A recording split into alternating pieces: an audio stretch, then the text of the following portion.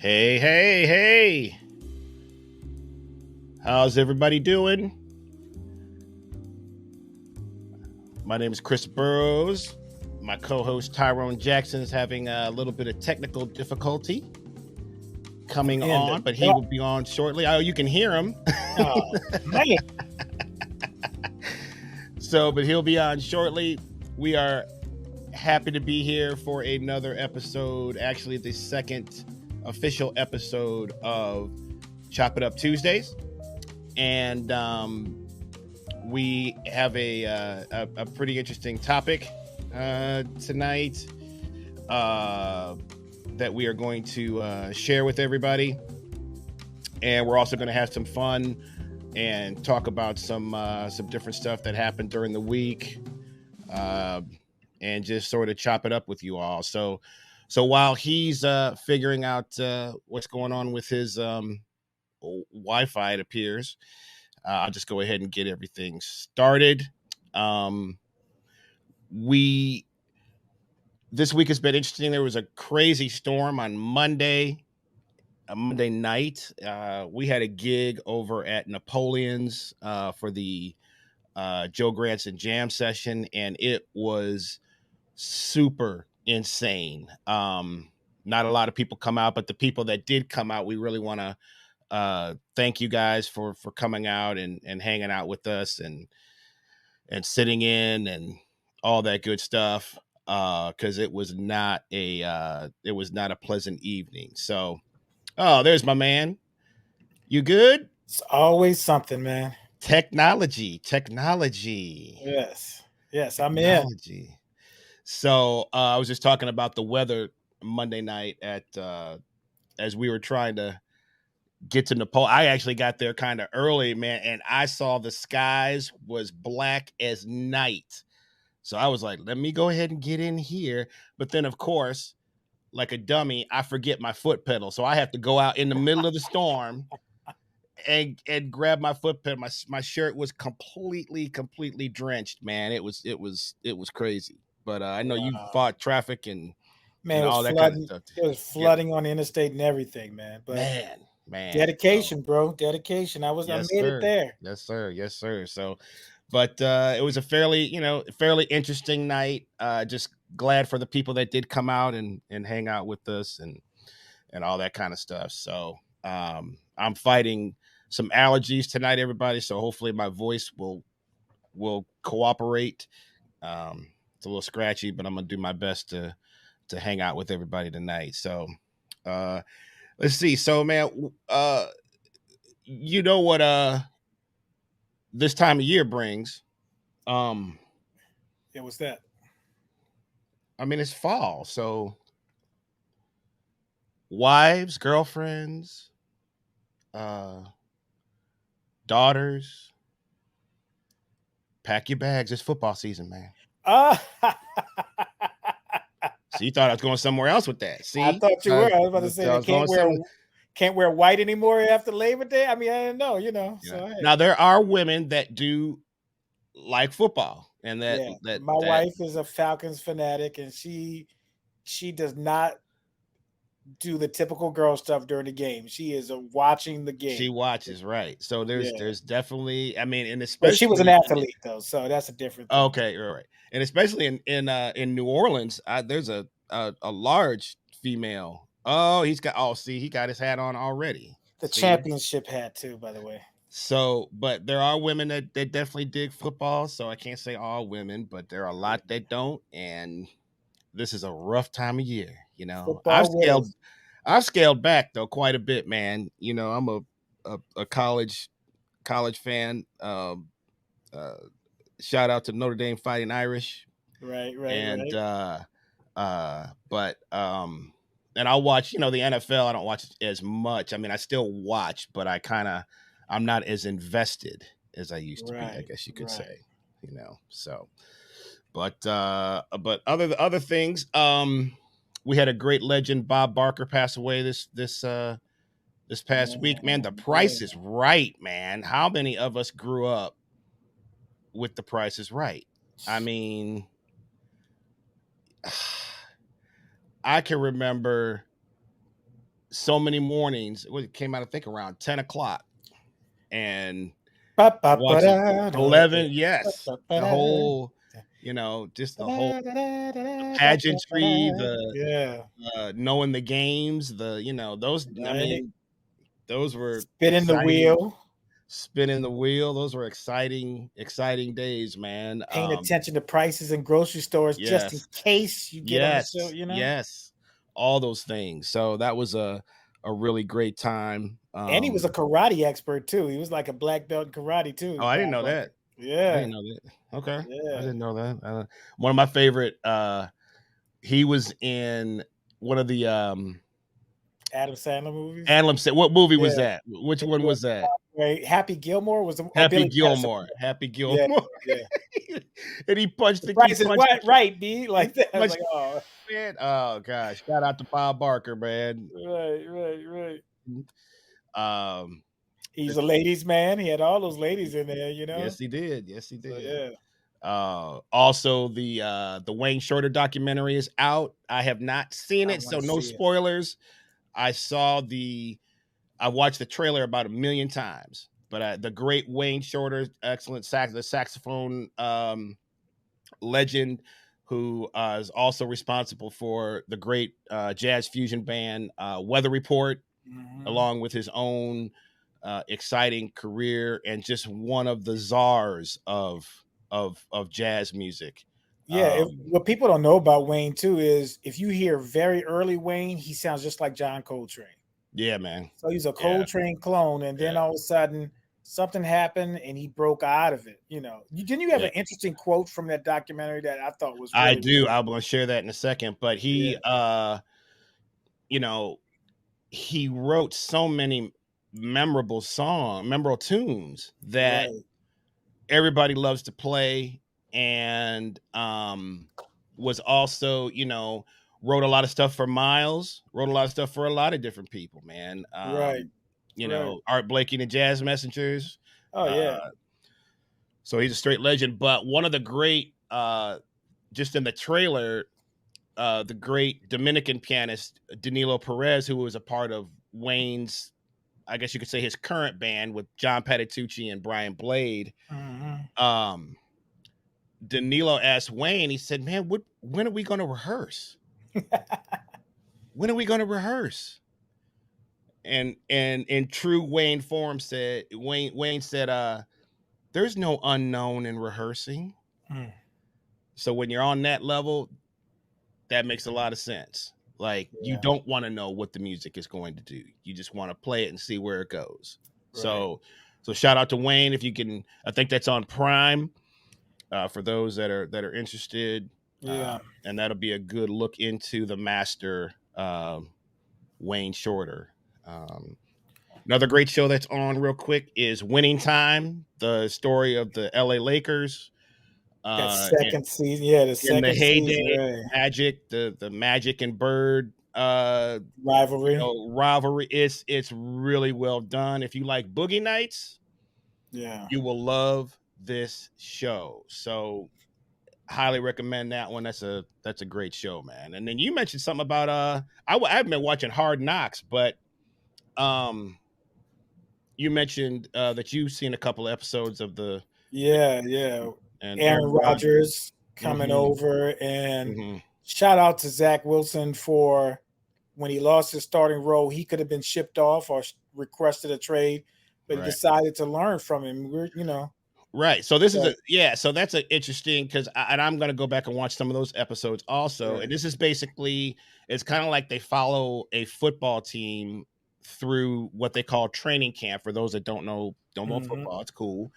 And Aaron Rodgers has been now was is now in playing with the Jets, who is a bona fide Hall of Famer, one of the greatest quarterbacks of all time.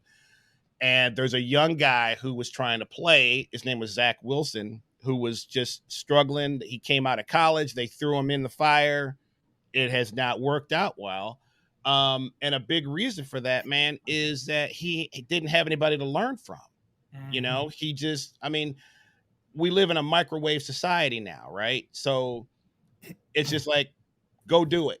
go do it. You got it. And then when people fail, you want to just, you want to ship them out, chew them up, spit them out, and send them on their way. But that's not a real healthy way to build someone up, and also build up whatever your company is, or your band, or whatever, is going on. You got to have somebody.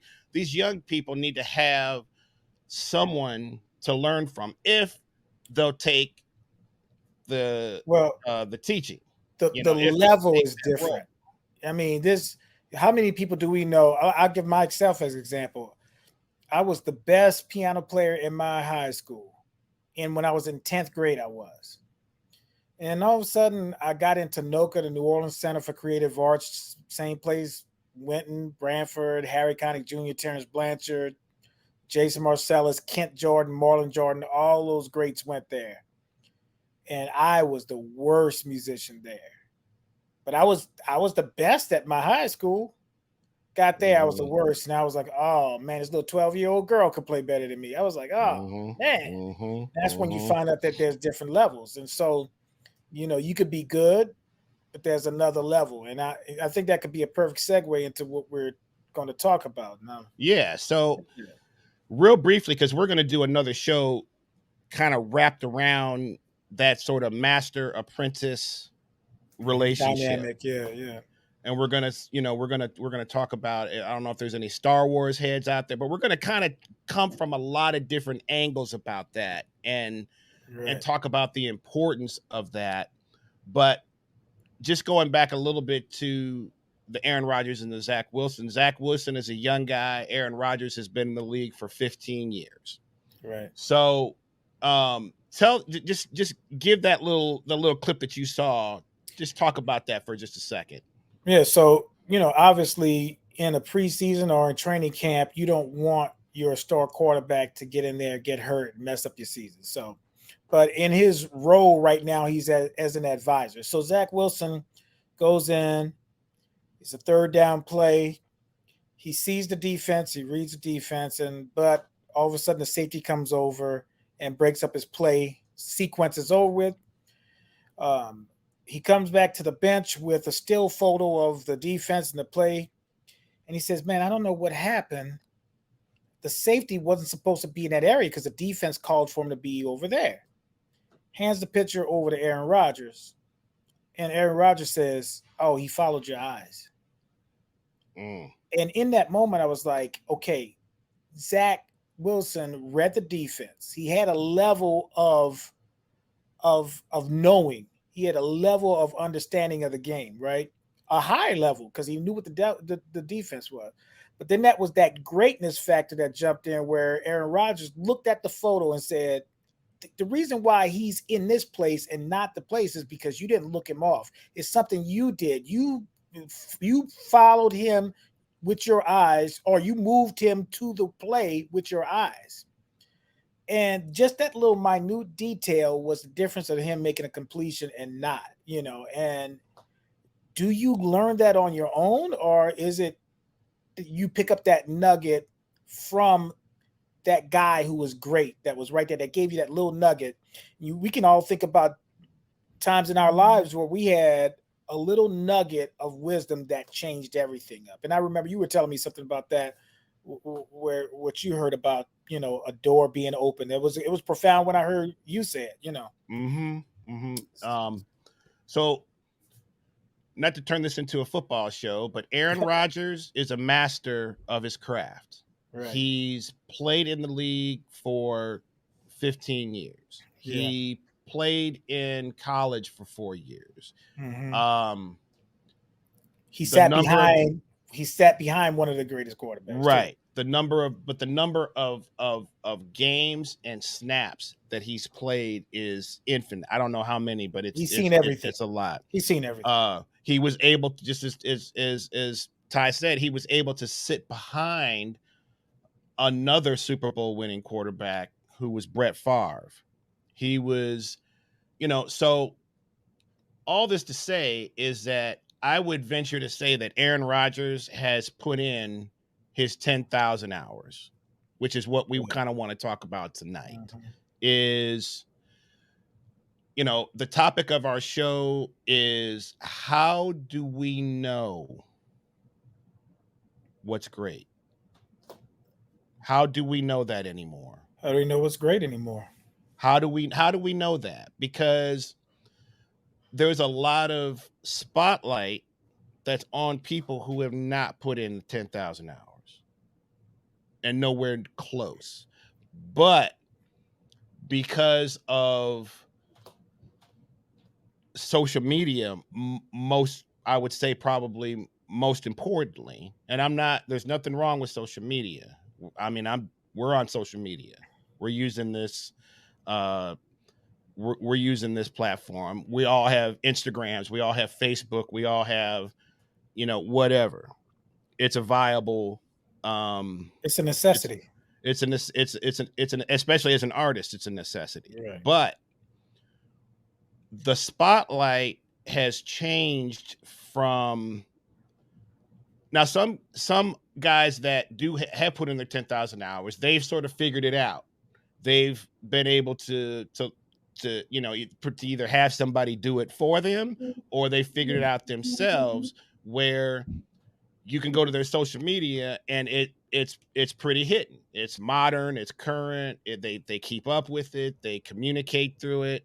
And that's something that a lot of guys who I would say are 40 and up sometimes have a problem with and struggle with. They don't understand why that's so important. But it also goes back to, adapt or die. You Yeah. have to adapt to the changes that happen, and that's in any era. But the sole purpose of this show that we want to talk about tonight is the 10,000 hours important anymore? Yeah. Because I think back to even just my development when I moved into it. Because when I moved to Atlanta, man, I mean, I'm not going to sit here. I did not have it together. I did not have it together, and I still don't. I'm still working on everything. Um, but when I moved here in the early '90s, I was teetering. I could do this, I could do that. But I knew, I said, but I think I want to make music, my thing. But I had not made that real decision. So in the mid '90s, there was sort of this influx of talent that moved here, and I was able, I was playing in a band, and I was going out and I was checking people out and seeing them, and everywhere I went, there were just incredible, these incredible drummers that were all of a sudden they were everywhere, and it really made me take notice. Like, whoa, okay, I got a long way to go. I need to get on this and really, really, really, if this is what I want to do, I'm gonna have to, number one, I'm gonna have to be invisible because I'm gonna be practicing. I'm gonna be Right. working on my stuff. Right. Right. So, this is before obviously social media and all this stuff. So, um, all I was doing was practicing.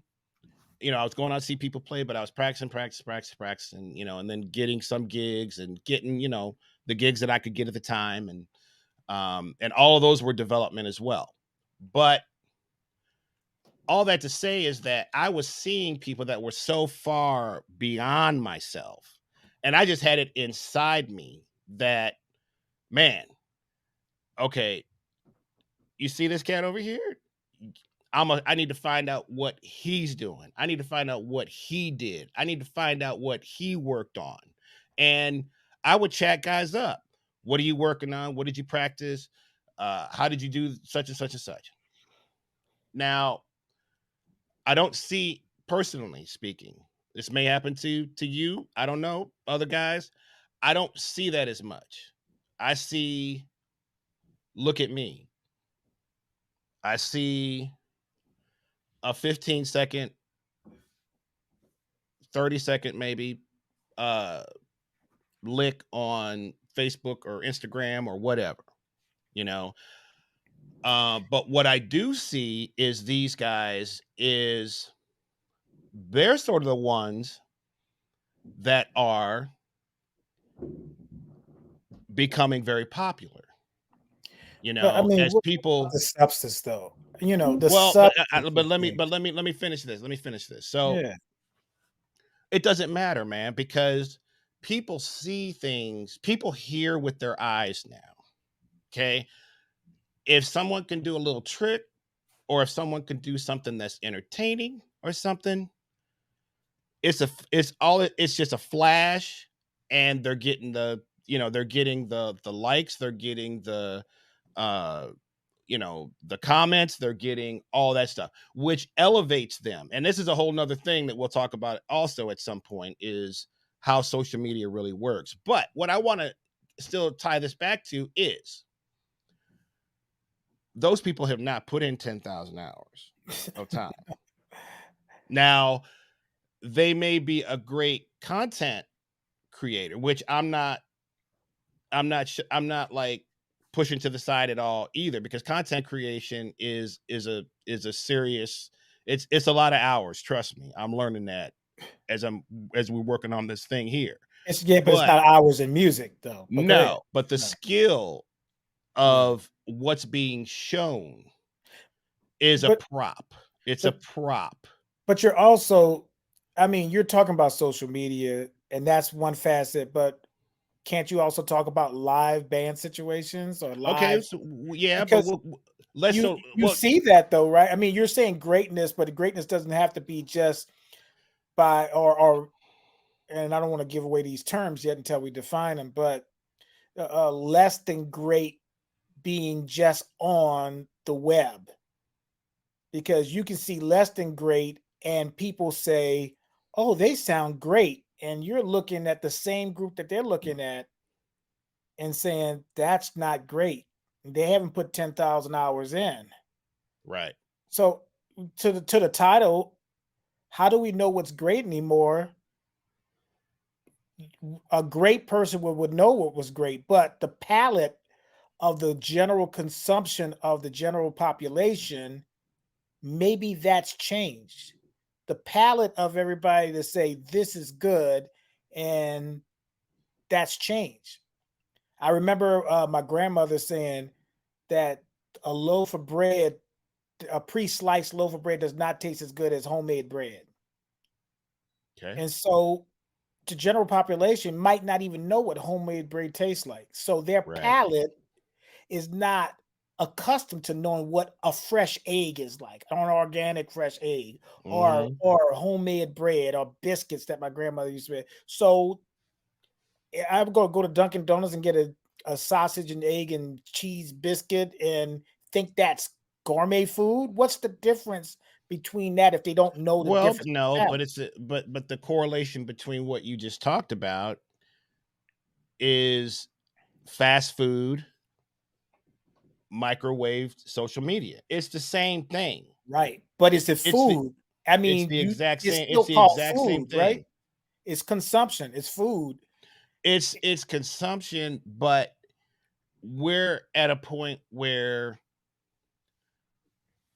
social media tells us what's good. We don't A lot of people don't use their own judgment anymore in terms What is there? of. You trust people's judgment? I'm just making I'm just making a point, is that I would say the average person. Now I would, I want, if there's, folks that want to I would love, we need comments in here to see what y'all think, but Right.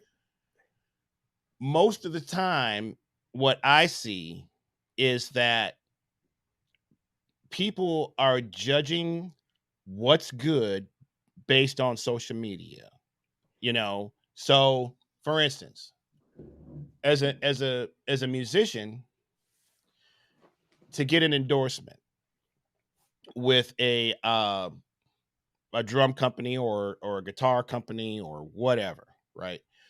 The protocol used to be, what records are you on? Who have you toured with? Et cetera, et cetera. Okay. That's now pushed. That's not actually, it's not even an issue. What it is how many followers do you have? uh on all what social media platforms are you on?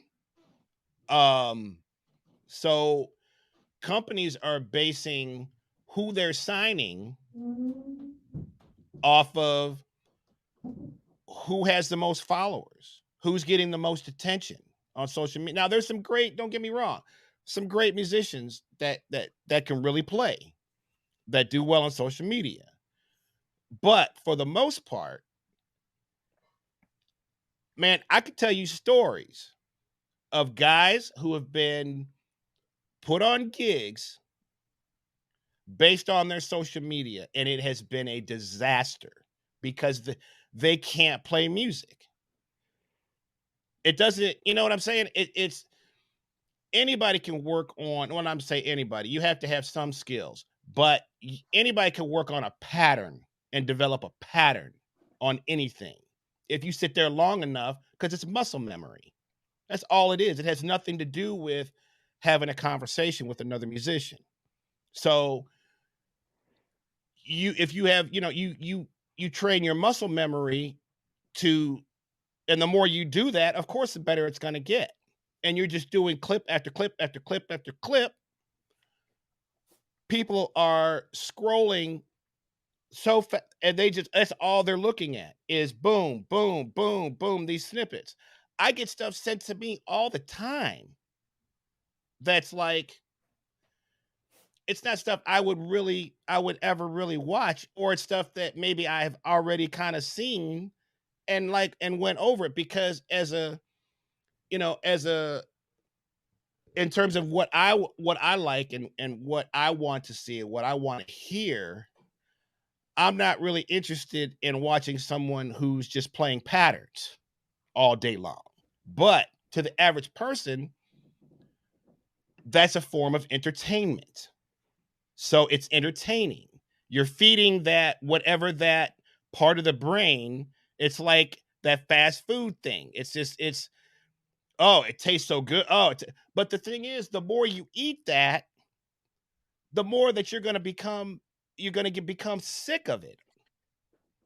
It's Yeah, just like there's no nutrients in it at all. there's no There's no nutrients in it. nutritional value, but you get addicted to it.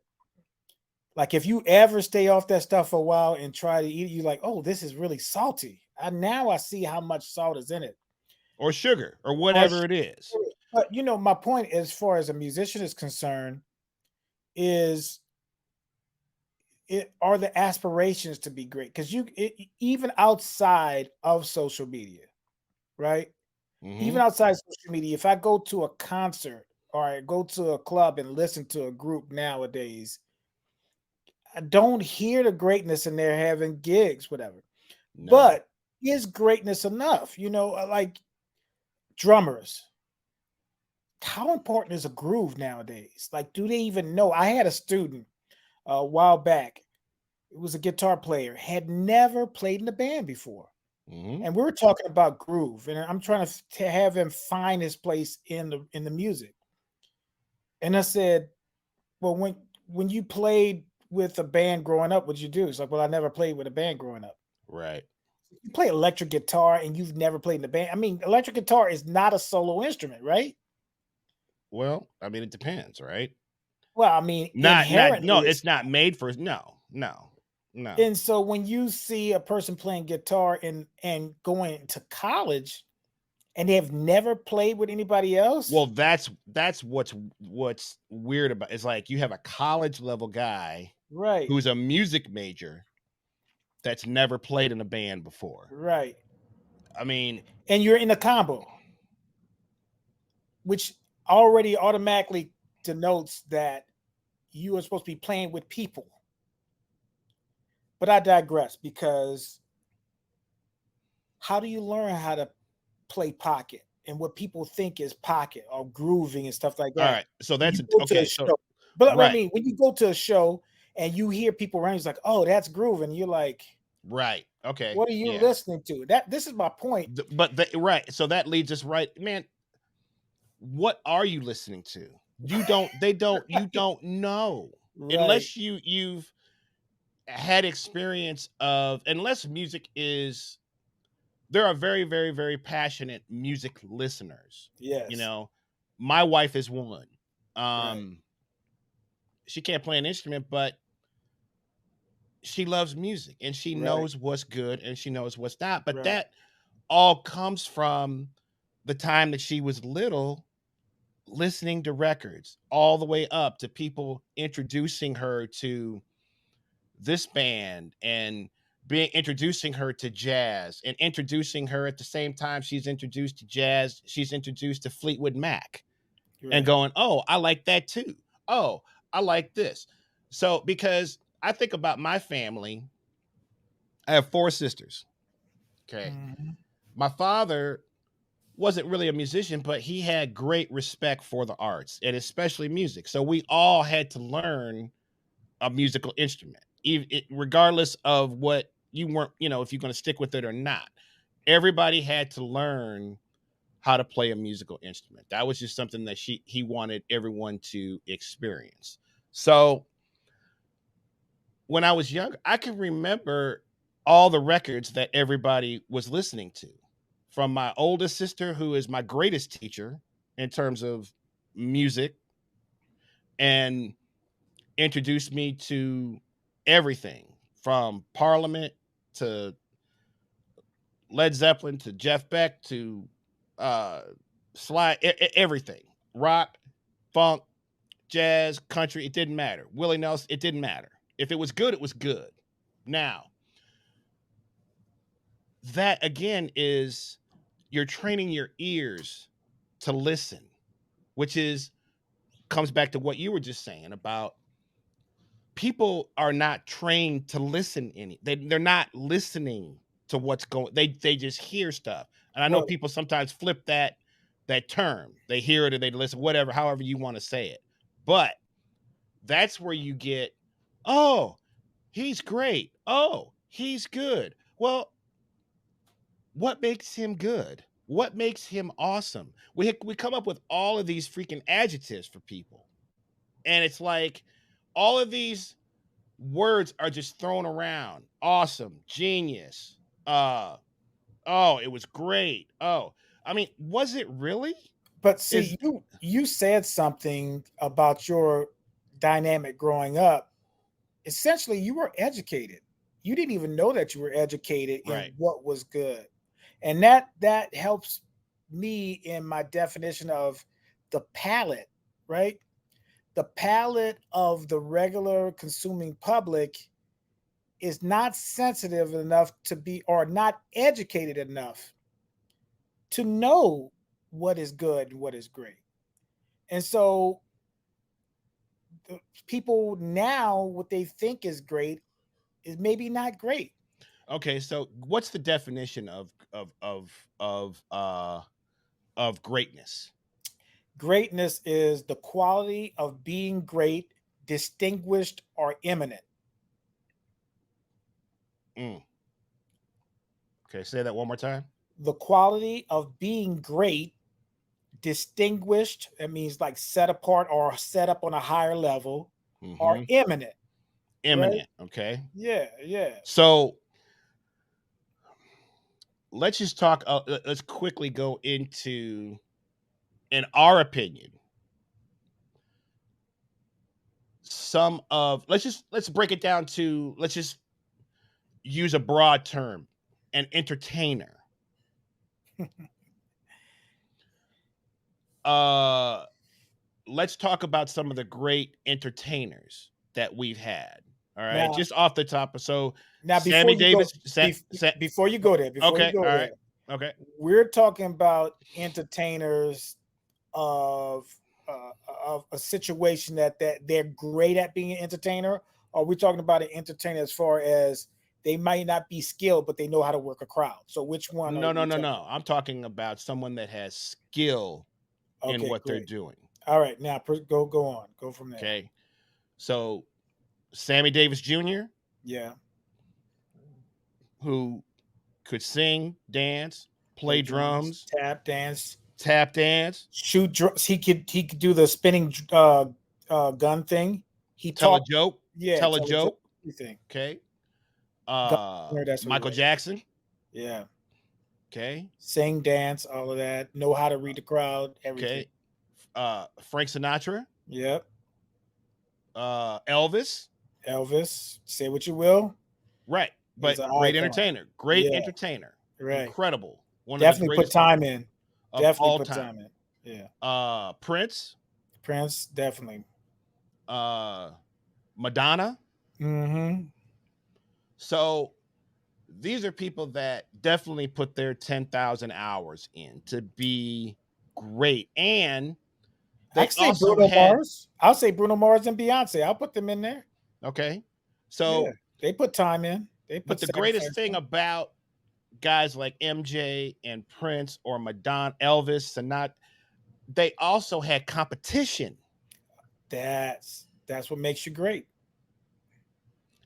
Competition is it's kind of a taboo thing now. Rick Oh, James and Prince. That rivalry I mean, made both of them better. Made both of their bands it's gonna better. make you better Right. if you have somebody on your tail that Right. you know is is trying to get what you got. Right. That's really the best way, you know. But those guys, all great entertainers, um, sold out arenas, could entertain thousands and thousands and thousands of people, and had incredible skill. Madonna, not really a musician, but she worked on her dance, her choreography, all that stuff. Uh, and came from the bot. She, you know, if you know her story, Mhm. she really came out. She just came out of nowhere. It was just like, you know, someone that was hungry Yeah. and wanted it more. You So Brad brought up a point, or is bringing up a point that you had about the 10,000 hours. Do you want to say something about that? we can, but let's stay on track with this. So we'll Mhm. come back and get and talk about the and get the comments and stuff as well. So you mentioned the so you gave the definition of Greatness. greatness. Mhm. What's the definition of mediocre? You want to go straight to mediocre? You don't We're know going to what's in talk about, between? yeah, I just want Okay. to kind of juxtapose these two Right. things. Okay. So, although some dictionaries accept the meaning of this word as medium or average, in fact, its connotations are almost always more negative. When something is distinctly not as good as it could be, it is mediocre. Not as good as it could be. Yeah. If it's the dictionary may say that it's medium or accurate, but or average, I'm sorry, but the connotation is that it's not as good as it could be. That makes it But mediocre. so in your opinion, what do you see more of in our field at this point? Do you see more greatness or do you see more mediocrity? Well,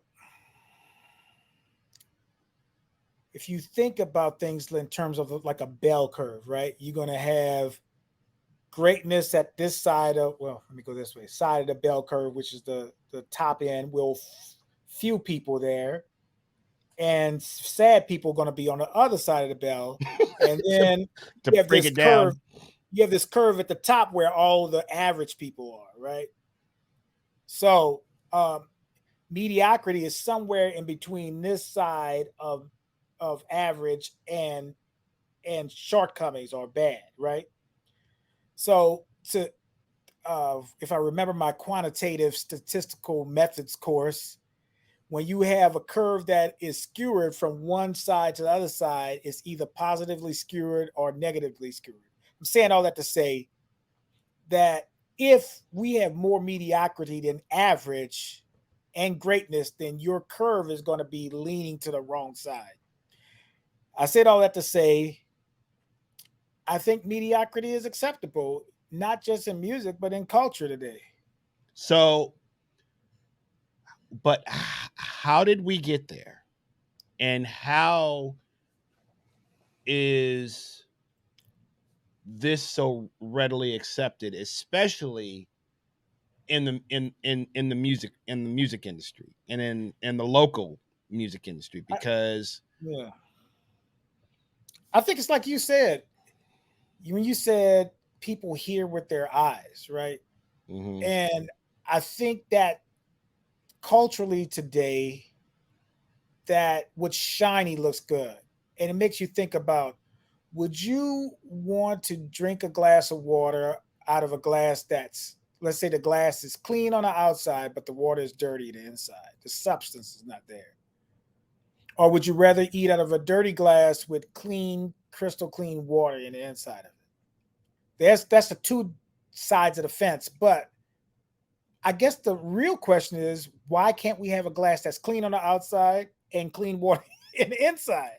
Right? Why we have to choose between a dirty glass on the outside and clean water inside, or a clean glass and dirty water? Like, that's interesting because why do we have to choose between those I two was things? I was I was thrown off by what you were saying, and then it hit me like a lightning bolt. Exactly what you're saying, right? Right.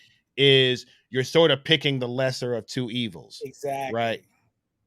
At this point, and I see a lot of, oh, I can do that too. Oh, oh, I I can do that. Oh, I can Right. do that. I could do that. And there's actually people who are in places of hiring that are falling for this Mm-hmm. and that are allowing this to happen because, you know, if you just go around, um any you go, if there's people from other cities, we're in Atlanta, um and just take a night and go around and listen to live music. Mm-hmm. you know I would venture to say that it's tough to find things that are really being played on a super high level because, you know Does it matter though? well, it used to, um but again, I think that the what's important for venues nowadays has nothing to do with what's good. They don't it's all sort of lumped together. Mm-hmm. It's the people that have put in the 10,000 hours and the people that haven't put in 10 hours. Well, most people, do we know what the 10,000 hour rule is? That is asserting that the key to achieving true expertise in any skill is simply a matter of practicing for at least 10,000 hours, albeit like in a correct way, practicing correctly, right? 10,000 hours is the key to achieving true expertise, is what this guy, I think Gladwell is his name, says, purports. Okay, so, you know, I agree with that it takes a long ass time just to be Blunt. to cut. Let's cut to the chase. Cut to the chase here. My voice is doing crazy things right now, but I don't even care. So, let's just cut to the chase, man. Right. Um, there is some absolute People not putting in the work. I got you. bull Right. that They is not putting in being the work. that's being displayed as uh acceptable, where you got people who have busted their tail, given their lives to be good. And this is not just the music field. This No. can be photography, this could be comedy, this could be uh cooking, this can Oh be yeah. Yeah, customer definitely. service, this can be it's on down the line. because no, it's like they do not want to work. They don't want to work. They just want to show up and be given Well, everything. if they're gonna be given something, let's start there. Participation trophies. You get a trophy for just being part of something. I mean, So are we telling people they're great at the very beginning? Oh, you're great. And they're not? yes, that's exactly what's happening. Right. We are telling people great when they're not. We're using the wrong terms. You're great. Right. You're as good as anybody. Oh, the No, one you're gets me is not. you're awesome. Oh, yeah. Well, I've heard that term too. But you're awesome. You can't use that term for everything, or else. Like, what's that phrase we were talking about earlier about awesome? If everybody's awesome, then nothing's awesome. If If everything's everybody's awesome, awesome, nothing is awesome, man. nothing's awesome. You got to reserve awesome for something that is actually you're in awe of. And so, same thing. If something is great, we have to reserve that term greatness for something that is actually great. There's nothing wrong with being good. Actually, there's nothing wrong with another term, adequate. The definition for adequate is satisfactory or acceptable in quality or quantity. It's sufficient for a specific need or requirement.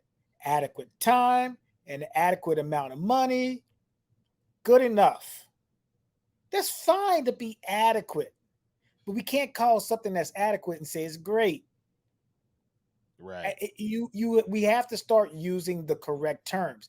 Not, everybody doesn't have to be great, especially playing music. You gotta have some people who just play around with music and have fun. That's nice, but don't put them on the spectrum of being great when they're not. And look, great is a relative. It's a It's relative thing. subjective. It is. It's it's it's it's subjective to what your taste is. Right. That's not what we're talking about, because you can still say you might not like something, Right. but you like, man, he's good. I mean, Well, yeah, dude, I he's use good. that all the Yeah. time with if I, talking to drummer friends of mine, we're discussing other guys. You're like, man, it's not my vibe. Right. It's not really, my thing, but the cat can play. The dude can Right. play. So it's kind of that. I always go back to game recognize game, or real Right. recognize real. Right. You don't have to like it to say it's good, right? Right. So that's not kind of what we're talking about. What we're talking about is that the people that know they sorry, man. I'm just cutting to the chase. You don't, I mean, and I'm not saying there's guys that have to, that do this. There's people that do this for a living that may not be the greatest technicians in the world, but they find a place that they fit in, and they've been able to make a living off of that. I think everybody kind of is, you find where you fit in, so to speak. You can't do everything. Very few people can do a lot of different things well. But you're still a professional at that point, right? You make a living from this business. It's the one you if you don't make a living from this business and you still try to lump in with the people that do, that's where the big problems kind of start, because now there's no line between who gets hired. Well, that brings up an interesting point. So you were talking about in any profession, and what I thought about Any profession. a sound engineer these days. Think about a sound Oh engineer. my gosh. Now, Don't even get me recording started, engineers could man. walk Don't into a even get me room. started on that Well, I one. gotta go because think about this. Technology has changed things up where everybody can have recording equipment. But remember the recording engineers that could walk into a room and clap and say, set up right here, put a microphone right here. They're artists. They are artists. They studied. But They had a mentor. is that requirement needed anymore because most of people are listening to music on their computer or headphones, right? Which the dynamic level of what those cats were doing gets squished down into 44.1K. And therefore, what you're doing that's great sonically, does that even matter anymore? Now they're getting Technically, ready to go to Dolby Atmos, but the most we hear now is stuff on our computer speakers. right, So the dynamic range does it need to be great anymore? Everybody has a recording studio now in right. their house. They don't have wall treatment. They don't know anything about mic placement. They don't know anything about what to do. But do they need to know? Well, I'll take you a step further. Okay. What about if we're on engineers? Let's just go there. If we're on sound engineers, uh, it's rare that you find a good one now It is very rare. because Well, wait, you you didn't can. even go to great. You say it's rare to find a good one. Is that what you said? I mean, I'll take a good one. Just somebody that can make the band sound like they actually sound. Well, stop You talking to me know, about equipment.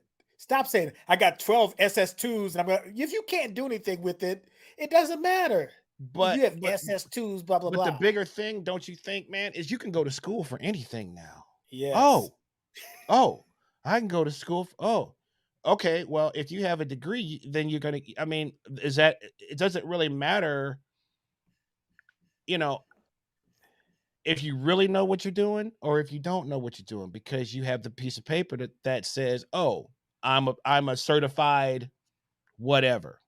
Right. Okay, so and I'm just gonna call it like it is.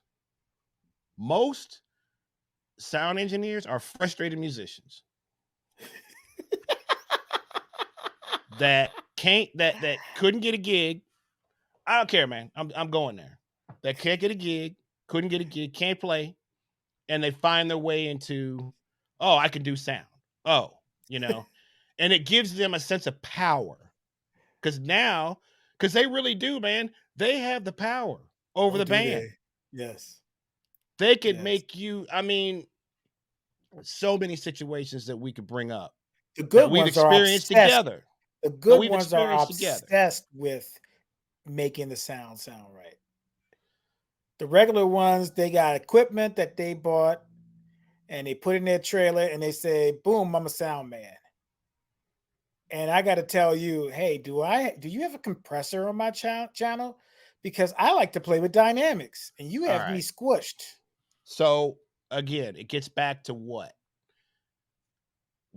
Have you mastered doing what you're doing? No, you have. Now you got to learn some point. I'm not saying you come out of the just like we did. You have to, but there's a place for you as you're coming up. You don't just jump up to the top of the food chain. It's you have to pay dues at some point. But Does what's does happened is technology change the requirements? Does that's technology what I was change saying. that? There's so many back doors now, Right, right, exactly. right? There's so many. The story I was telling you about you know studying with this guy, and he's telling me, man, you ain't getting through that door without this key. Right, And he had this right. whole philosophy that blew my mind, right? Now you don't need a key to get through the door.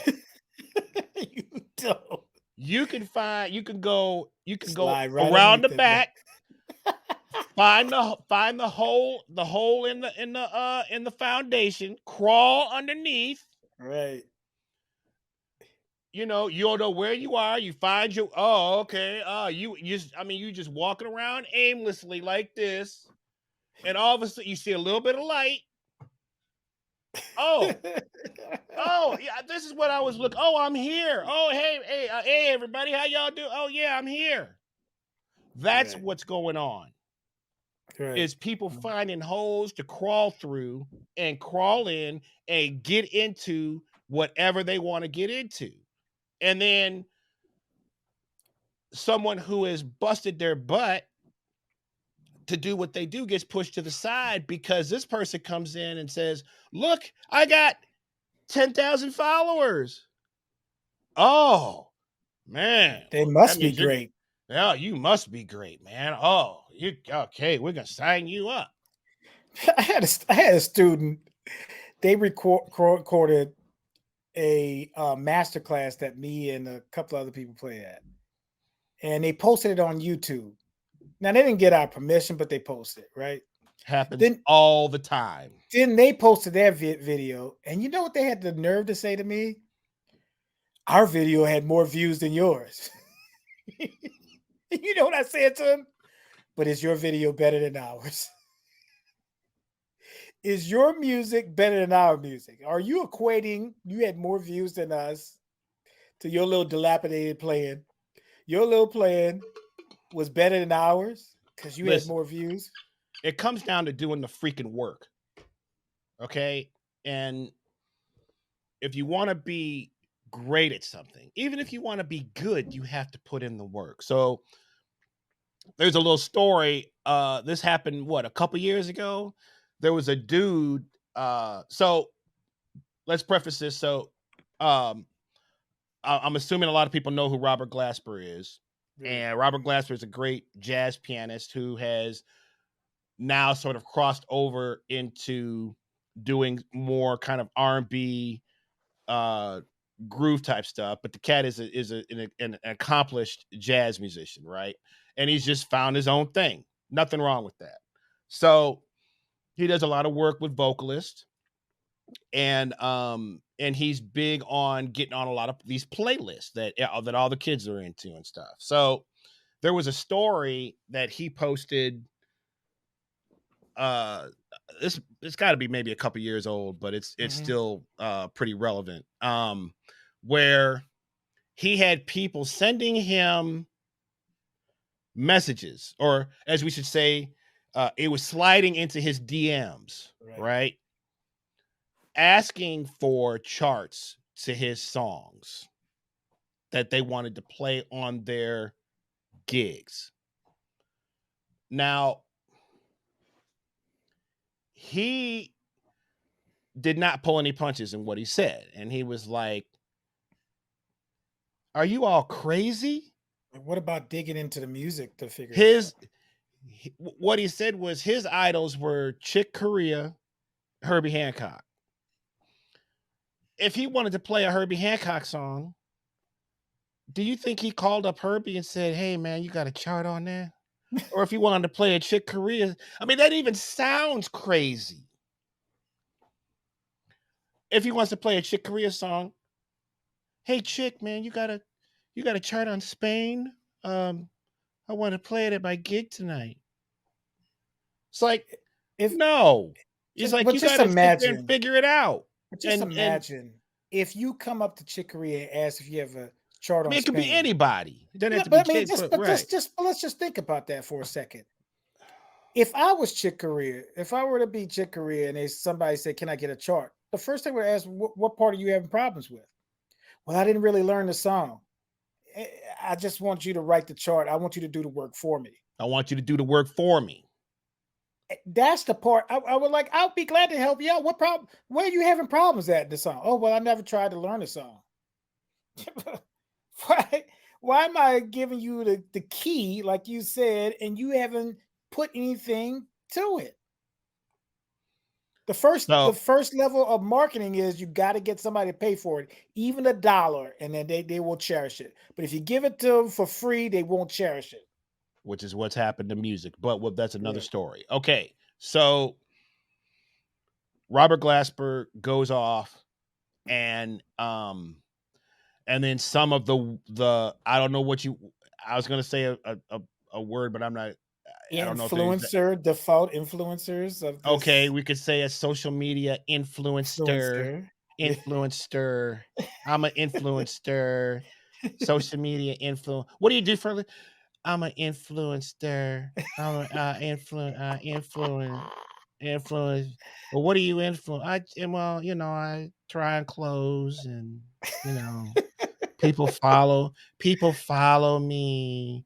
All right, Right. they like what I do. Anyway, all right, so he was like, so this dude, we're not gonna give him any give his name up, Publicity, but yeah, good. yeah, any publicity, had this whole thing about that Glasper was obviously was the bad guy. Right. And maybe this dude just wanted to play his song on the gig. I mean, why would he spend all that time actually learning something on his own Right. He to wants be to play able to your play it? song. To play, why would he learn your song?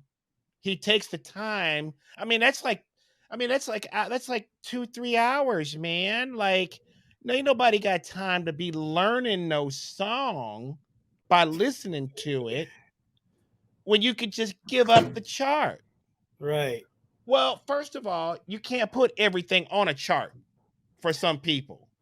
Okay, some things you I mean, people do it because that's the only way that they can like uh assess the material, but there's a lot of stuff you can't really put it on a chart. It should make it easier. Right. But That's what it's see, supposed to.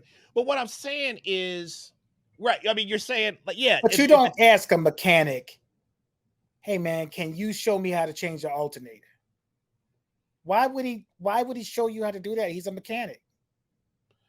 He's like, I'll come change your alternator, but why should I show you? Have you looked up? Do you know what the alternator does? No, I don't really know.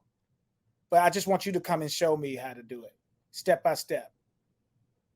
yeah, and I won't pay you either. Right. I won't pay you. Come do it for Exactly. free. Right, right. Just send me the chart. So,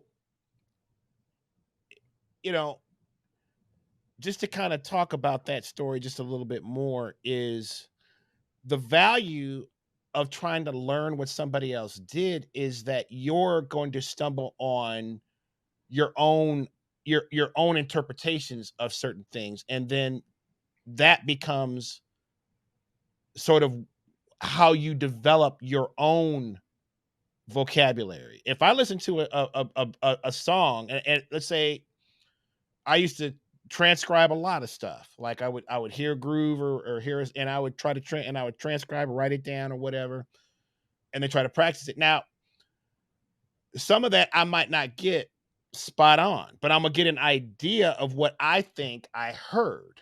So then, even though it wasn't completely, the verbatim, I'm now making up my own interpretation of how to play that same thing. That's how it's done. That's how you find your voice. But That's how but you put in the work. but And then also you have to be rigorous about trying to get it down to the right and participle it's of the what it is. journey, right? It's the journey Yeah, that's important. you have to exercise the muscles in order to get good at it. There's no way you're gonna do it the first time, and think that you're gonna be great at it. But with more practice, more attentive listening, you're going to get it down to something. Yeah, you're going to interpret things. That's just part of it. But there's something to be specific about the what's going on in a situation, and that takes practice. If you want a chart to do it, like you said, a chart is going to help you out easier. It's not going to tell you everything on the page, right? You have to listen to it. But for me to ask for a chart when I'm not exercising my muscles is to say that I want big biceps and I'm not going to lift any weights. Right. Now, Well, what you going to give me an implant? well, but I'm that's not going to what be strong. I'm when not going to God be strong. but again, it's not about actually, that's where the whole steroid thing, when Right. in terms of body, it's like, how can I get there the fastest? Right. It's in every category. There is that. I want to get there fast. I don't want to do I don't want to have to do, I don't want to have to eat right. I don't want to have to go lift 3 times a day. I want to get there fast. Right.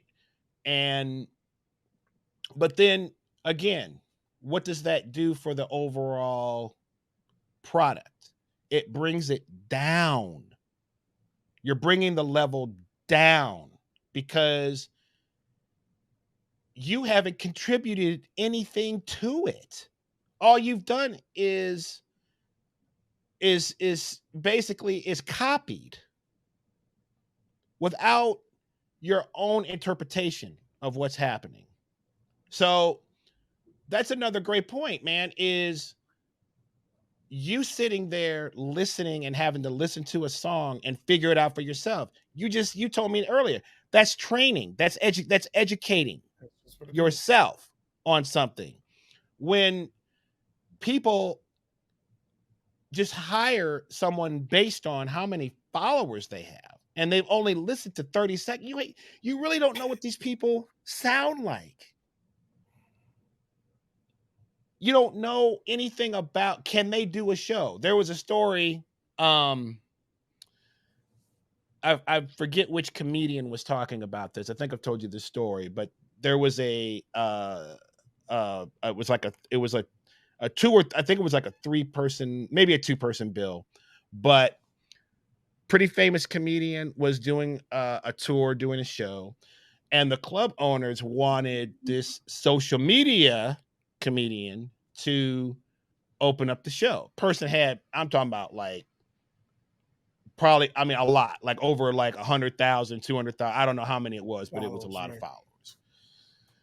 And they had this sort of shtick, okay, where whatever she was doing, she wears some kind of crown on her head or something. I don't know what it was, Mm-hmm. but but everything is 30 seconds, a minute, blah blah blah blah blah. But because she's so popular, they pick her to open the show, right?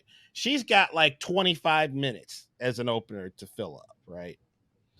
So this person's like, okay, so the comedian, the headliner looks out in the audience and it's packed with all of her, they all got the same little thing on their heads, dude. Like it's like Wow. packed out Wow. with her followers. And she gets up there, kills it for 5 minutes. I mean, destroys, kills Got everything. 20 more minutes to go. After that, you got 20 minutes to go. Bombed, bombed, bombed. We've seen this in with musicians Mm-hmm. of, okay, well, it's one thing to sing one song, but when you got a 45-minute show to do, mm, that's a little different.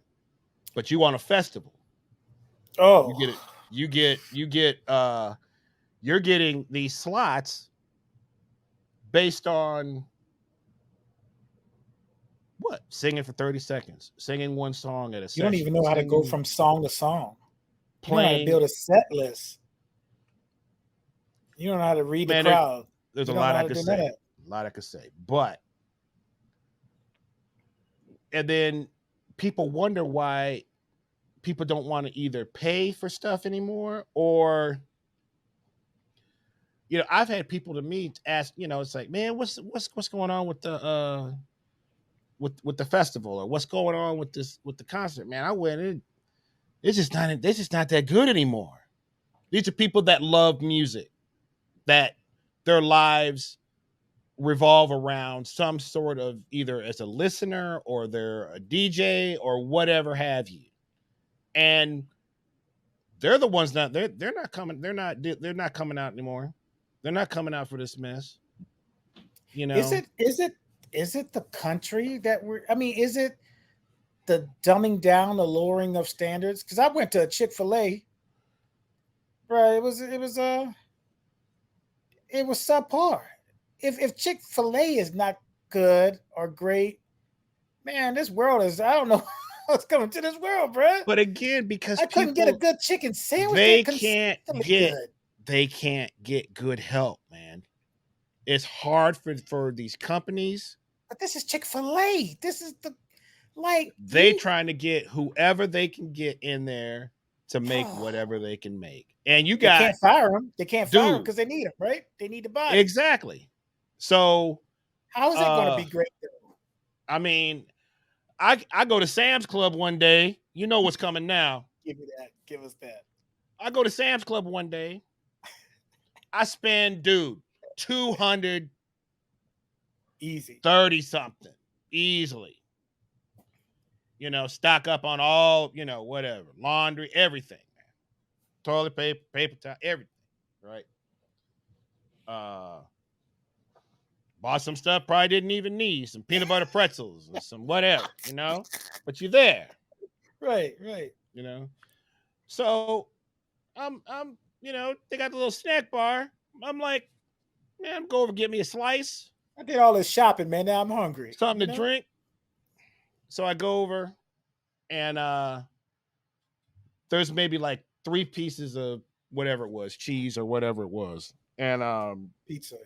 I can't remember what kind, but anyway, so it's like, yeah, I'll take a slice. Now the slices, if you look closely, they're not cut evenly. Some are larger than others. Of course. Which is your right.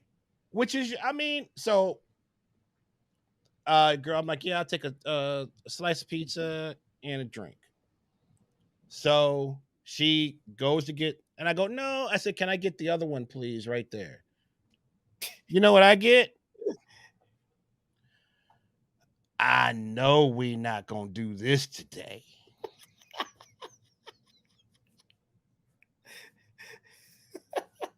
I said, excuse me? I mean, they all the same. Oh. Well, not with my money, they're not. I get to pick which one I want. And if you got that big a problem, I mean, I know it's going to take a lot of effort for you to choose a different slice of freaking pizza that you're going to reach in and grab right there. That's right there. I'm like, I felt like, okay, now I'm officially get off my lawn, dude, right? But I'm like, I go into, I'm the consumer. Right. I can get whatever I want. Right. The people we used to laugh at when they do that stuff. Now you understand what they're talking about, now man. You work hard for your money. You want to get what you want. Man, I was so pissed off. I go over now, so she and so I pay whatever, blah blah blah blah blah. I go over and I look for like a manager, right? Mm-hmm. I find a manager. I tell I'm kind of talking to her, and I'm looking back. This chick, she's still talking, man. She's serving another person, and still running her mouth. He thought he was going to get whatever pizza he wanted to get. But I mean, not these people today. that come in here, they just think they can just do whatever. Blah, blah, blah. I'm like,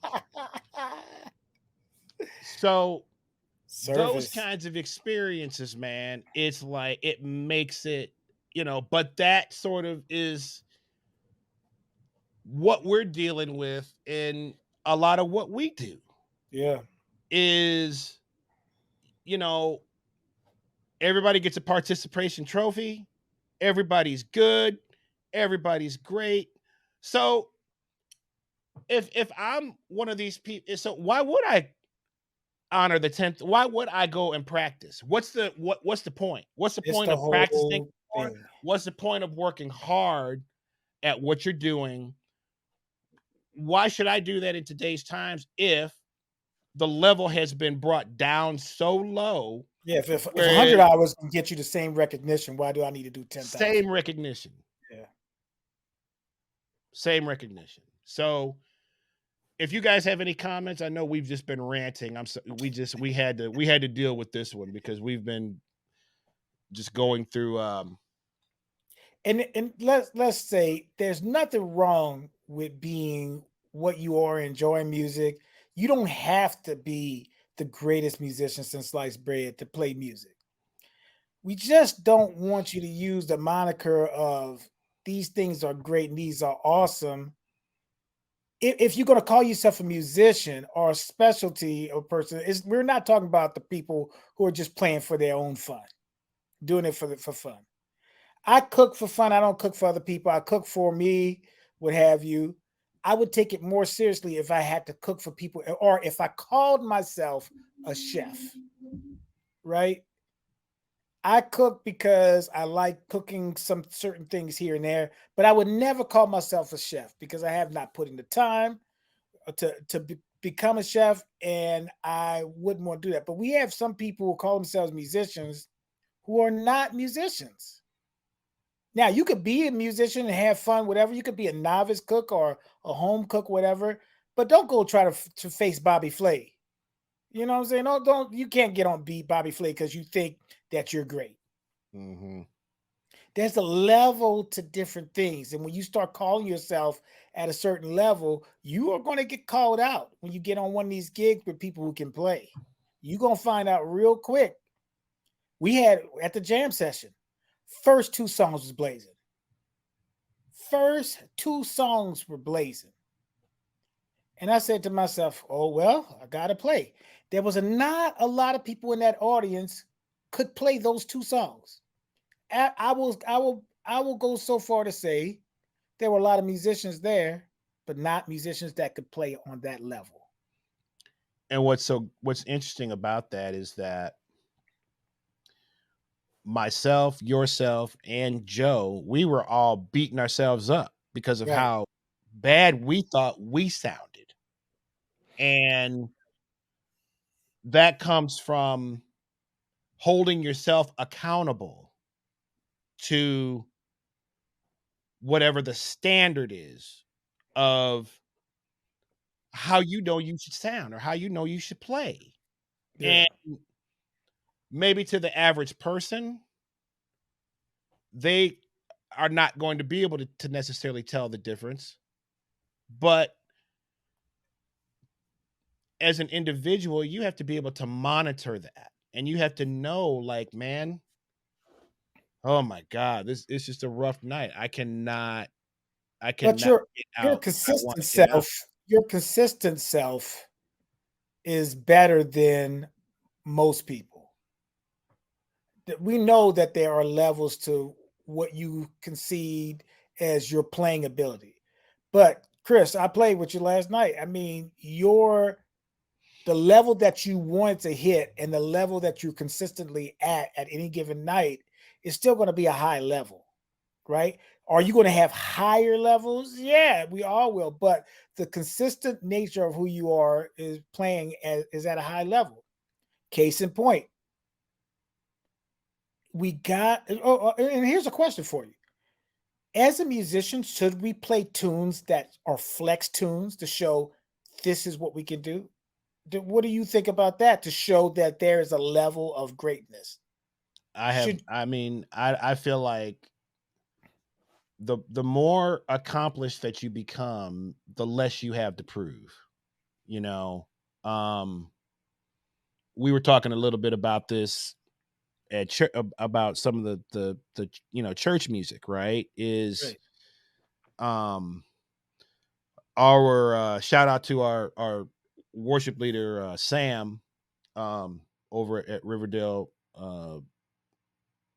United United Methodist, Methodist you- Church, um First United Methodist Church. First United, who's a great cat, man. Who's just a Mhm. great individual, and he loves us to death. And he is so thankful to have the two of us as his musicians. And every time, so much so that every time uh Tyrone will kind of do like some kind of run or something kind of something kind of real cool, or I'll do some kind of fill or something, and man, he will immediately, man, give it up for the musicians, man, give it up for the gets so excited, man. We love him to Right, death, and it's right, all respect and we love it. But in our minds, we don't really, that's not what we like to, we're not trying to bring attention to ourselves, right, right, right?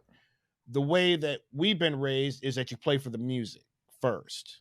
right, And right, that comes from just maturity or whoever you've been mentored by. But at this point in our careers, it's like I have nothing to prove. If so and so walks in and so and so walks in and so and so walks in, now of course my ego is going to be on one shoulder, and my whatever is going to be on the other, and it's going to be like, oh man, you gotta play now. You gotta do something, you know. But I feel like the more accomplished you are, the older you get, the less you kind of feel like that. So I don't feel like I have to necessarily show off. What do you think about this I comment don't. right here? What do you think about this comment right here? We come out to see you hit those levels of greatness, not that you have to prove anything. Yes, Mark, I completely understand that. But as a listener and as a technician, that line is kind of blurred. You know, it's like for what may seem great to some people, I just feel like this is sort of how you kind of have to condition yourself in order to continue to get better. Is that you never want to think what you're doing is better than it really is. Because once you think you arrived, that's when complacency is going to set in. But I have a different take on it. I think that you have to have those flex tunes in there. Okay. And the reason is because you have to show that there's a different level to some things. And I remember watching this concert. I think we talked about it before. Herbie Hancock, Dave Holland, Jack DeJohnette was playing, and they said, "Hey, you guys, if you bear with us, we're going to play one song for us." I'm saying to myself in the audience, that's I'm included in that group with Herbie and Dave Holland, Jack Dayton. Yeah, you guys, y'all just take a break. We, the real people here, we're gonna be listening to this music. And when they started that song, I didn't know where anything was. And they were smiling at each other, and they're playing at such a high level and orally that I could not understand the harmony, what they were doing. They had a great time, and I was saying that is a level that I'm not on. And I'm Mm-hmm. I'm a quite accomplished musician. Mm-hmm. And so for me to hear that, I said, "Oh shoot, I got to step my game up."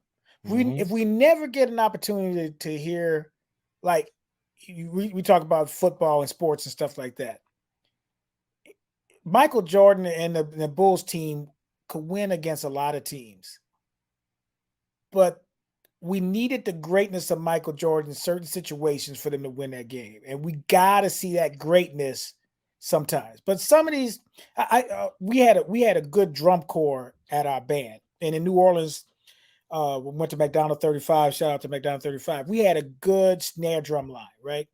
And in New Orleans, the tradition was that other band drum sections could challenge another. Oh But yeah.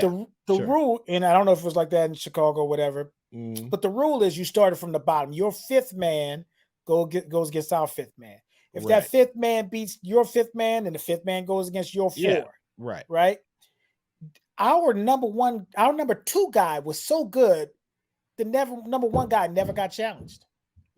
Right. We never saw it except one time, and we knew that dude was great, but we never got an opportunity to hear how great he really was until somebody made it past number two, and we got to the number one guy and was like, "Oh my goodness, Okay.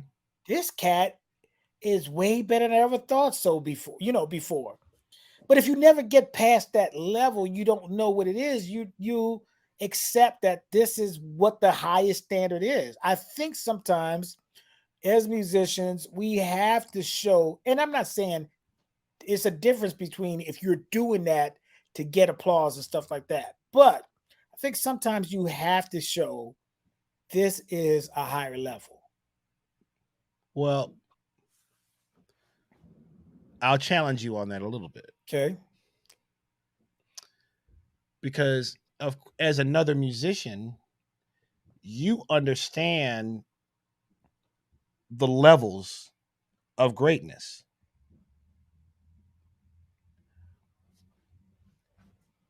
As someone who is just a listener,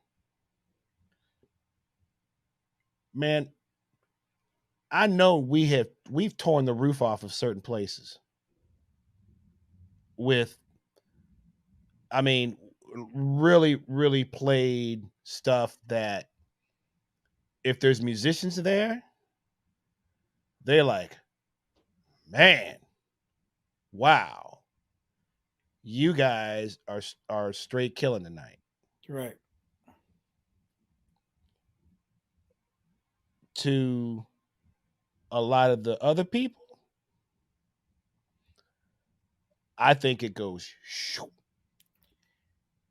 But does sometimes. that matter? But yeah, okay. All right. So That's that that's and that. so and that's kind of like what I'm But saying is you have to know. but allow me to counter. Allow me to counter. Okay, okay, Okay.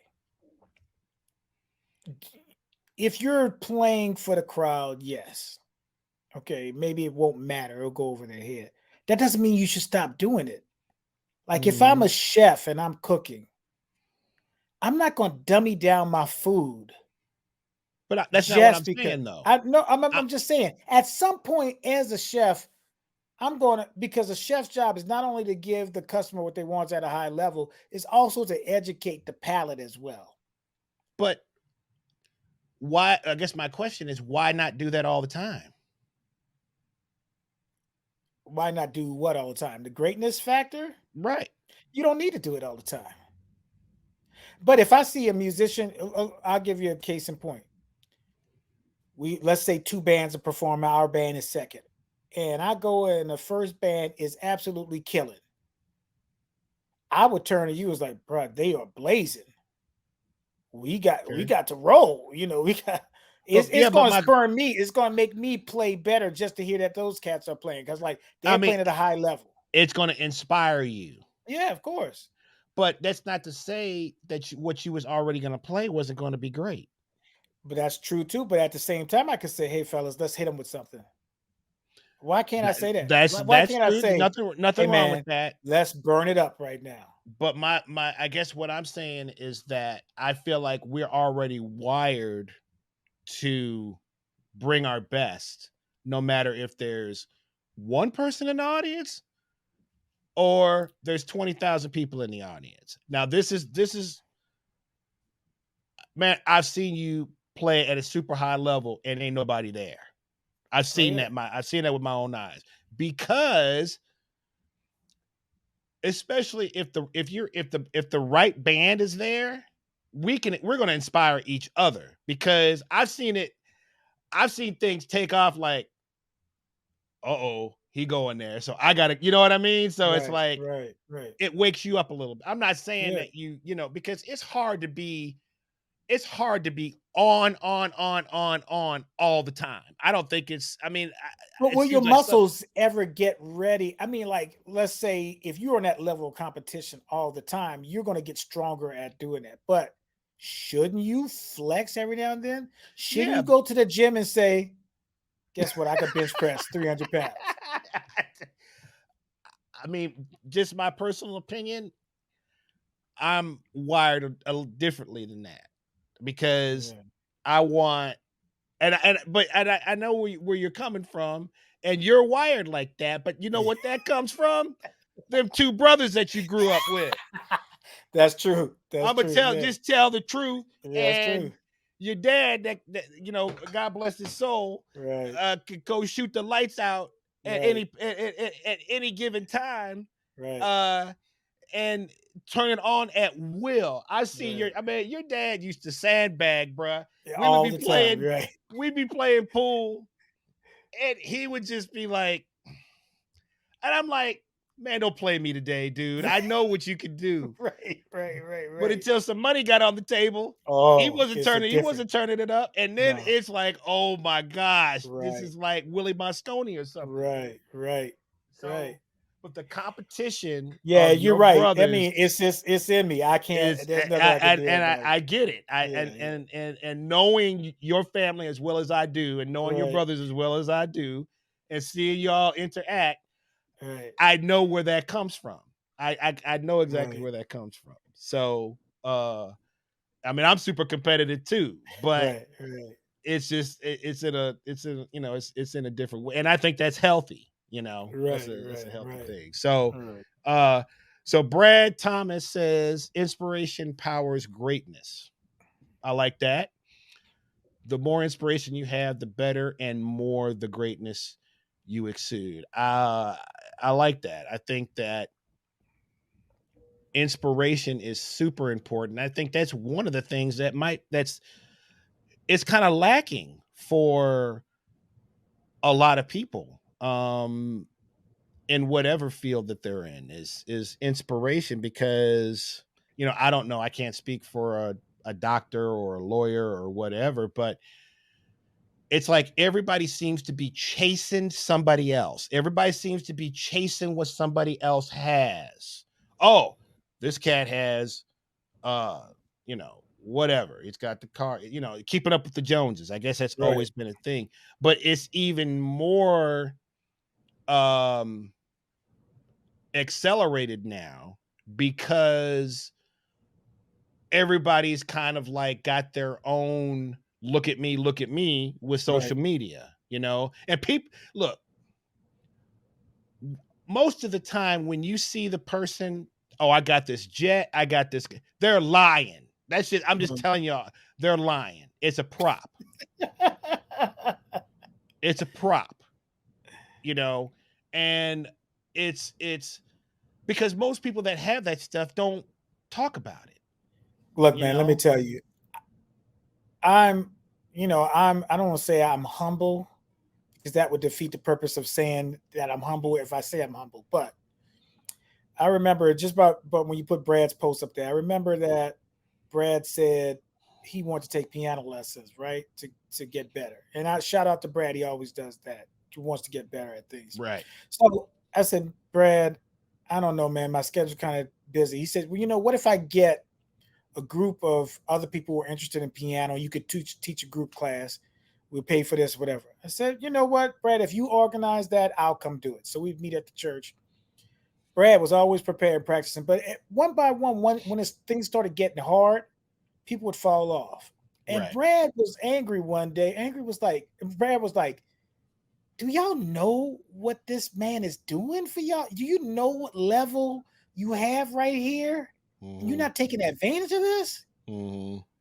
He was actually upset. Mhm. Mhm. And I was like, thank you, Brad, for understanding that there's a level to this that I could be doing something else with my time. But I really wanted to pour into people. And I've Mhm. watched Brad go from strictly reading music and to go into an environment where he had to use his ear. Mhm. And Mhm. just being in that environment, just to see him rise to the occasion, meant that he really practiced and really worked on those things. So I thought that was Mhm. really cool. But just a recognition of what you may have is something too. Like to recognize something as great, you know? Mhm. I think that's a huge thing because we don't Mhm. recognize what's great anymore. Everything is so fast consumer consumption Right. and non-nutritional. We think that this burger from McDonald's is going to be good. You're a Well, burger it's connoisseur. There's no way you would put McDonald's hamburger right. as one of the greatest hamburgers of all time. Right. But that's I because mean, you're a connoisseur. But a kid, they'll take a Happy Meal over, you well, know. look at the things that you used to eat as a kid that you used to Oh think were yeah, incredible. yes, Like yes. I used to think McDonald's French fries were that was the greatest invention ever of Right, all. right, right. You get older, you're like, these things kind of taste like soap or something. What is going on with this?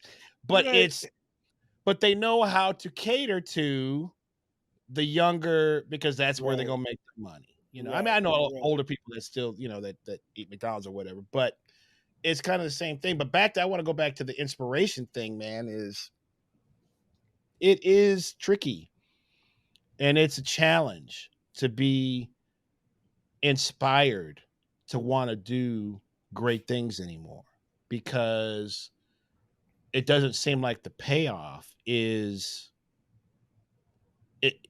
really there for that. It's everything is it's a quick things, everything seems to happen so quickly. And my thing with that is, enjoying the journey, which is really what we're here for in the first place. It's the journey of learning, trying to learn new things, um, and that feeling of accomplishment, of accomplishing something that you've worked at, right? That's what I feel like is still a part of me, and what sustains me sometimes is, I mean, even at working on this model here, continuing to learn new things, and it's not easy. It's every day is like trying to punch through a wall every day, Look, I know we're close to closing, but I got to Yes. ask you a question. Okay. So here's my question to you. We can end it here after this if you want to. But my question is this. What would you tell a young musician if they say, why should I be great at this?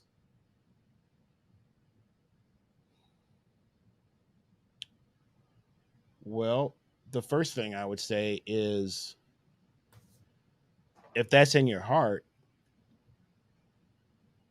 then that's something that you have to do.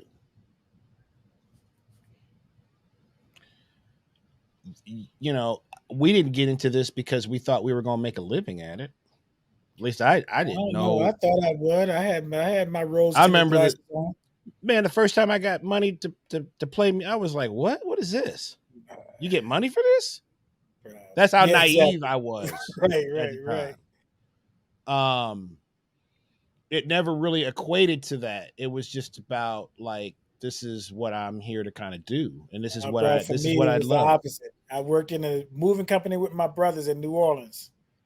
Hot as I don't know what, walking upstairs. Bro, one day I did a gig. I told my boss I couldn't come in. He was a deacon at our church. Shout out to Charlie Delandro. Learned a lot from that cat. So we were working. I told him, I said, hey, I won't be able to make it tomorrow. My brothers worked, sweat through 3 shirts, came back, made $80. That's with a $20 tip. They were happy they made that. I went to did a gig, 2 hours, $200. Came back. I said, hey man, let's go shoot some ball. It's like, man, we're tired and hungry. We can't go shoot no basketball. And I said, y'all made $80, 8 hours of sweating through 3 shirts, and I made $200. I'm fresh as a daisy. Oh, say I'm going into this music thing, bro. This moving Well, business is tough. right, And I but had the you've also brawn for it. I was strong. I was, whatever. I right, was like, man, I could have easily been in that business, been successful, whatever. I'm like, bro, man, I got these skills I got to develop.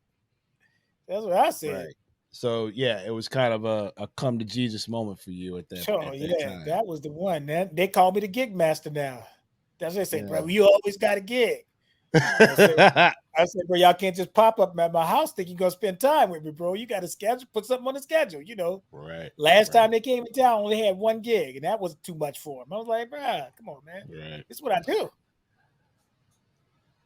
Well, yeah, I think we're gonna wrap it up there. We have been on for almost an hour and 45 minutes, man. It goes fast. It goes Yeah. fast. There's a lot, we're still building this thing, and bear with us as we're trying to get better about You staying got on triggered point, today, bro. and You went on a rant. We needed it though, but you got your rant on, which was great, bro. a It was good little to see. bit. It It was was, good to see, bro. It it was good was to see. light rant, light. Usually I have the rant, bro, but it was good to Yeah. see you had one It today. was light, but it sort of helped me kind of just clear some things out of my mind. And and we have some devoted. I really want to give a shout out to Brian, who just commented, Brad, Mark. Yeah, We have some really devoted people that are really supporting us, man. These four guys they've been at all. They come to our gigs. They're yeah. supporting the stream. Uh, and we really really appreciate you guys, as we try to grow this channel, and learn about. This is such a different world than somebody calling you, hey, can you play this gig? Sure. How much is it? Okay, cool. Where is it? Blah blah blah. So, but it's a I think a needed not just release, but also just to let some folks learn about how our minds work and how we feel about certain things that transpire in our field, which is a complicated. It super complicated. You know, there's a lot of politics. There's a lot of self doubt that goes on sometimes. There's especially when if you have a dry spell where there's maybe not a lot of work there, uh but as you move through this career and you get older and you start to experience the kind of things, you really want to have more than one thing that you can kind of lean on. So this is something that we've been talking about for a long time, and we really appreciate y'all just chilling with us. We're going to try to build this Tuesday night thing up, call it Chop Up Tuesdays. So please share, like, subscribe. The YouTube thing is I'm really learning about that, and it's a completely different animal. We have to actually we can't even really do the YouTube thing like you see a lot of other people have until we get like 1,000 subscribers on YouTube. They really want you to. I think it's just they just want to see how serious you are, and 1,000 doesn't sound like a lot, but when you've got 50, that's a lot. So, but it's just like walking up the steps, man, and nothing comes easy, nothing comes We'll free. get there, man. We'll get there, bro. We will definitely get there. Yeah. And so did you check and see if you had any did you have any comments on your I did not have any this okay. time, Okay, cool. but next Okay. time, yeah, we'll get it. No I problem. think the last two times I didn't check them, people stopped commenting. So I'm gonna put out more next time for Tuesday. Yeah. And that's a thing that I was talking to a dude who's been at this for a long time, and he was like, "Yeah, man, you got to respond to every comment." I'm like every comment.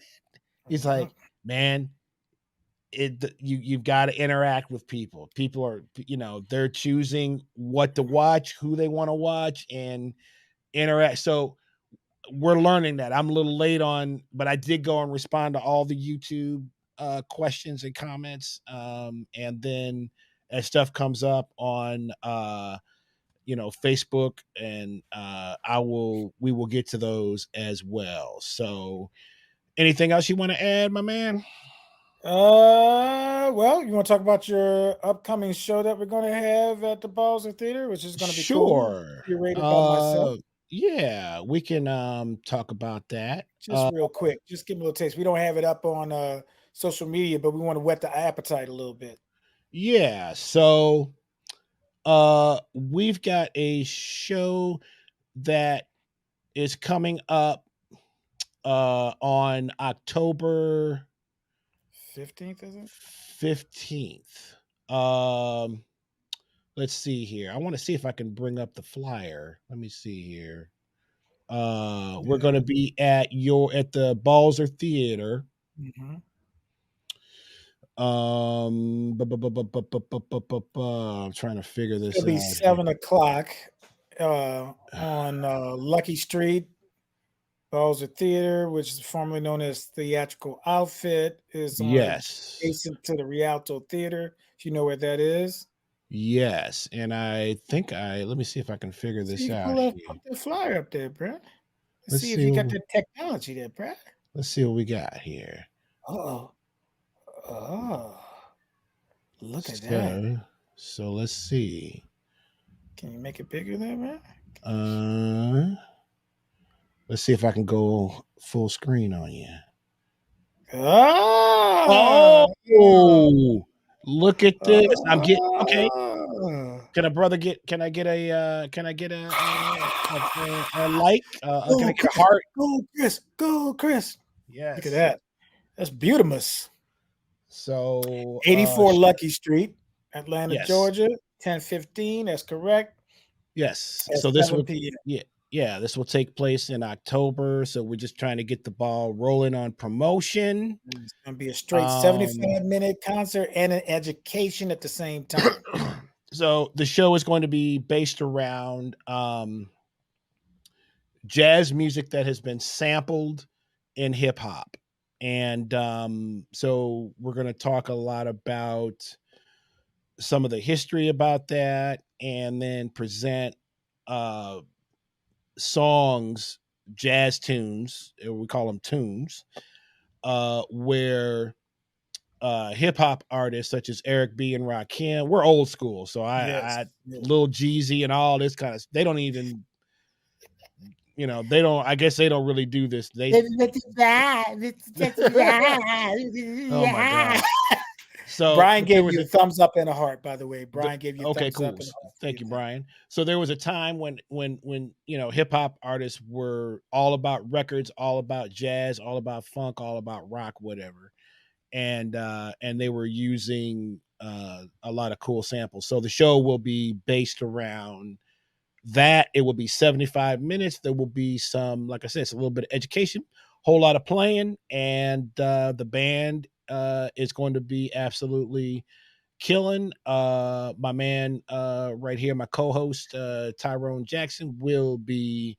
He's not always not only the curator of the show, but he will also be on keyboard. So Yeah, I got that as call. tickets, I got the yeah, call. got the call, man. Had to call him. Yeah, So as tickets come up we'll let you know. for the event, we will let you all know. And it coincides with the 50 years of hip hop, right? The Of hip 50. hop. Yeah, Exactly, yeah, yeah. So exactly. So other than that, tomorrow night, of course, be at Tin Roof with the Mike Veal band. mhm. Um, playing your requests. That's always a blast. And then this weekend, I got some private stuff this week. I don't have any Yeah, public things. You got I'm at anything? First Church Oh, with Lori Wilson, but okay. it's So you're right. Williams. And I'm sorry, is that Lori Williams. Friday? Is that It's this Friday, coming? but they are sold out. They sold out. Okay. Yeah. I'll be at I want, man, let me see what this is called. Thursday there's another session. Oh yeah, yeah. Trent Let Patton's me jam see if I session. can find it real quick. 6 o'clock to 8 o'clock, I believe, are the It hours. is it's let's see. It's 6 to 8:30. 6 to 8:30. Um and it's ASW Whiskey Exchange in the West Uh-huh. End, 1000 White Street. ASW Whiskey Exchange. And that'll be Right. Thursday from 6 until 8:30. I think you said you'll come in, you might swing by I might, yeah. for that. And other than that, man, we will be releasing some stuff. Our Spotify is up and running and learning just how to navigate all of that. Um, and then I think that's about it. My sister Jeanette says great show. Thank you, Jeanette, Oh, for Jeanette came in again, huh? Jeanette. Okay. Jeanette has been an avid. She's watched, I believe, every episode as well, and she says great show. Otis Gold, who's a longtime Facebook friend, is in here, and he says thanks, guys. I really appreciate you. I'm gonna have to get Uh, Jeanette on the show so I can get some of those Chris Burroughs stories. You know what I'm saying? well, I can tell you whatever stories you want. You ain't got to go. You ain't got to go through that. You know. I But had my cousin on last week. Rhonda Williams, shout out to her. She was on last week, so it was so cool to see my cousin. Following. I hadn't seen her in so long, so it was cool. Yeah. So all right, everybody. Well, we really appreciate you guys hanging out with us, and with that, we will see you all next week. Same time, same bad channel. And y'all have a good one.